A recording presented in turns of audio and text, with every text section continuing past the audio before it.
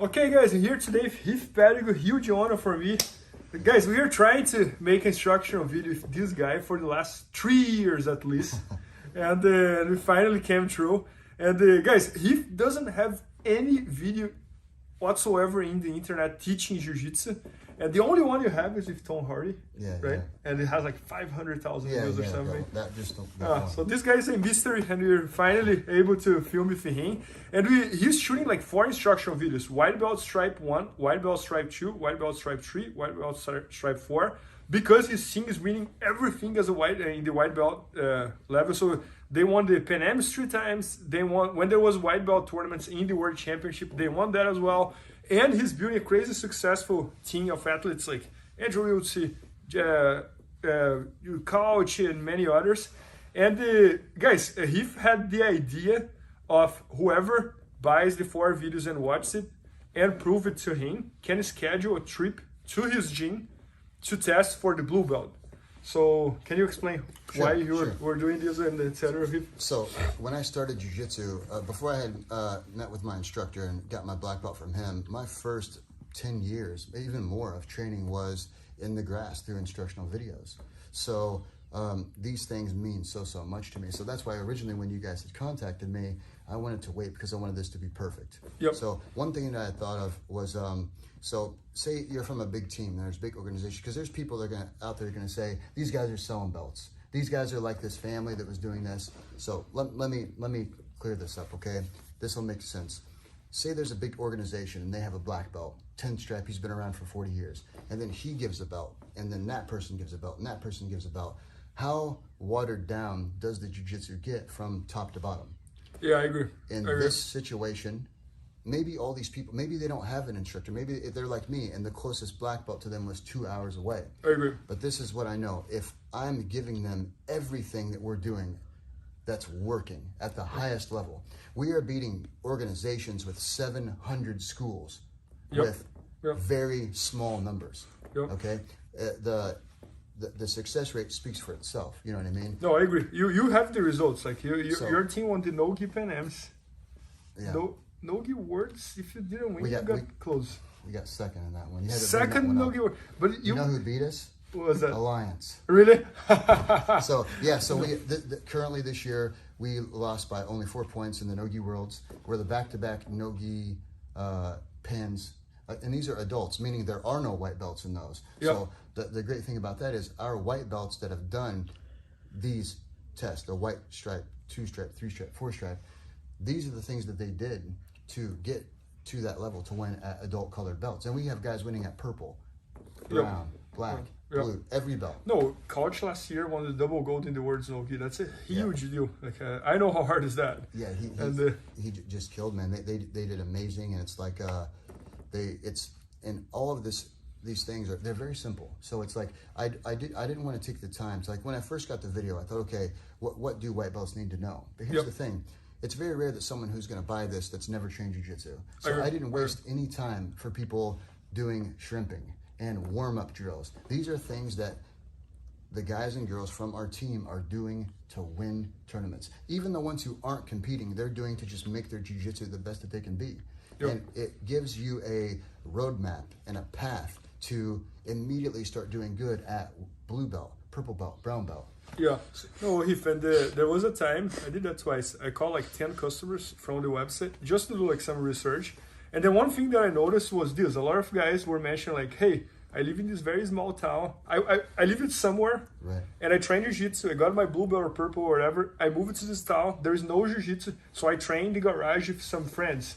How could I have a coach? How could I do this? How could I do that? So I think you were kind of like feeding on that space, like people who doesn't have coaches. Right. That's kind of what I was hoping. And the ones who do have coaches. So first, for me, one of the first times I ever rolled on mats, my brother and I trained in the grass for years. Okay, I've been training jiu-jitsu in August for 30 years. Okay, and we learned literally from those tapes. And we would take the tapes, we would watch them, and we would. Most of them were in Japanese, so can't speak Japanese, so we just try to break them down. Everyone is so lucky to have fanatics because there is no more secret information. The best people are selling their secrets and they're selling their success. But that was the main reason that I wanted to do this, though, because everybody deserves the opportunity, but not just white belts. If you are a black belt and you run a big gym, for me personally, I would want to see what the team that's having the most success as a team is doing. Yep. If you don't continuously follow jiu-jitsu, the evolution of it, your water will become stagnant and the fish in it die. So it's important. I guarantee you, I've showed 3 moves to you, and you, multiple time black belt world champion at the highest level, who, keep in mind... No, I can tell you right now which moves there were. And we actually put in the channel as well, like, so full lock without hands. That was crazy. And I was like breaking my foot. The shoulder pressure that always put people to sleep, that you put the hand right behind the neck. The De La Riva hook that you take out with using your other foot that I had never seen before. And the other one was, the pulling the gi to create this pass to Palmer. Man, that was awesome. So the best thing about those in general, perfect to talk about for the video, none of those things are finishes. Those are all things. So I teach basically in a pyramid. Those are things at the top of the pyramid that 15 different things can happen off of. You know what I mean? Kicking the hook sets up passes, smashes, submissions. It gets you out of trouble. It keeps you from being swept. The lifting them up is like worth its weight. The entire series is worth those 4 things alone. And that's not a sales pitch. No, I agree. That's so keep in mind, it's not even that you're a black belt world champion. It's that you own the largest jiu-jitsu company, and you've seen the best of the best at everything. So when you told me you had never seen any of those things, that's 100% true. And that's only one thing from each of the videos. Yep. And it's that was when I showed you that, and you said you'd never seen it. Again, honest to God, not a sales pitch. Then I knew that I really, really wanted to do this. Yeah, no, but again, if you prove with results. So for example, you showed me the foot lock without the hands. Then the first thing that came to my mind, I was like, that's probably why coach is getting everybody in full locks. So then you show me the details for white belts and this and that. Man, that's probably why he's winning all the... And the incredible thing is that you were winning those tournaments pretty much with like one school. It's not like a bunch of affiliates. So we have some really, really small places that are around us. It's like, you know, maybe a guy's a purple belt and he's a couple hours away. And, you know, our affiliation program is very, very small.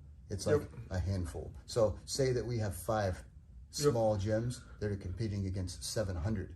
So no names, but they're big schools with thousands and thousands of competitors. Sometimes when we sign up in the tournament, we'll have 15 people. And the other teams will have 90 people. And you go there and win or make it to the podium. This is the best part. When I see that, I still believe that we can win because I'm very, very confident in what we're building, and that's one of the reasons I want jiu-jitsu to grow. I want it to get better. The more the competition level gets better, I don't want to hide the information so we can win. I think a lot of people make videos and they don't show their good stuff. I showed you the best of the best stuff. You know what I mean? You literally put everything on. And we just put that out there for free. This is going to help jiu-jitsu grow. It's going to help the level of jiu-jitsu grow, and that's important to me. No, I fully agree with Heath. And Heath, I went to visit you guys, like, I think that was 2 years ago, the Daisy Fresh, in the old place. I heard you guys are in a new location now. And that was one of the coolest experiences I ever had, because I remember, like, we arrived in your town, it was probably like midnight or something. And you were like, let's go to the gym. And then we went to the gym. When I got there were like 20 cars with lights on. I was like, what the heck is this? And then when you opened the doors, there was like already 20 people sleeping on the mat. So was everybody sleeping on the cars and sleeping on the mats. But anyways, the bottom line of that, in my opinion, is that you were taking like ordinary and unprivileged people and making them jiu-jitsu heroes. I think that explains why you probably had the most watched documentary about jiu-jitsu in the history. I heard that the documentary Flow was the most watched one. Yeah, I think it's the most viewed thing ever, and everything included in jiu-jitsu. That's crazy. So one thing that I think about sometimes is, I don't do too much social media, but sometimes the boys at the gym, they'll tell me, hey, so-and-so said this, so-and-so said that. It's always interesting to me that when you see the Daisy Fresh, the conditions and the situation is the exact situation of almost every godfather of every major team in jiu-jitsu. this is how jiu-jitsu was for guys like Andre Galvao and Cobrinha and the guys that all stayed at Tetere's. They lived inside the gym. They didn't have much, but man, look what they've done with it now. And that's my plan, is to do that with all of these guys and all of these girls. You know, life is tough already. You know what I mean? So being a part of something that's bigger than you is like, it's an incredible thing. No, man, you're literally doing, like, I think you're living the dream. Like, I think everybody who has a jiu-jitsu team and dreams to have a competition team, dreams to have exactly what you have. So it's so cool to watch. But anyways, so guys, Heath just shot those 4 instructionals: white belt 1 stripes, white belt 2 stripes, 3 stripes, 4 stripes. We're also gonna have a bundle with all of them, and it's gonna be at bjjfanatics.com very soon. Maybe by the time you're watching, it's already there. So make sure to watch and to support this guy, because he deserves it. So guys, you watch the videos, like Bernardo said, it just gives everyone the opportunity to come and test for the blue belt. So it doesn't mean you're going to get the blue belt. So yeah, no, I love what you said. Test for the blue belt, because you're not giving away blue belts. Never. But if they're legit and they don't have a coach, if someone deserves something, they deserve something. It doesn't matter who they're from or who they aren't connected to. And I want to help them be better, and I want to help them make other people better. And that's the point of all this. That's awesome. No, man, that's amazing. Thank you, Heath. Appreciate you.